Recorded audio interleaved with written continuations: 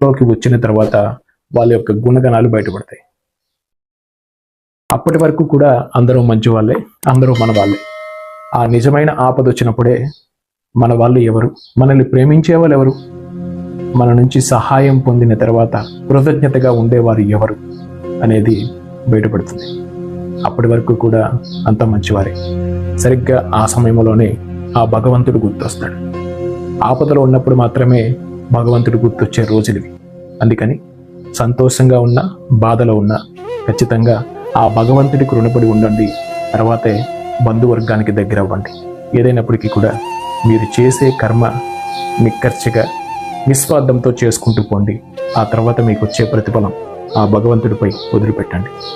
జై శ్రీరామ్. నేను మీ కేడియర్. ఏదో 2 మాటలు చెప్పాలనిపించింది. నేను మాత్రం నమ్మక ద్రోహం చేయను. నాకు సాయం చేసిన వాళ్ళకి ఖచ్చితంగా రుణపడి ఉంటాను.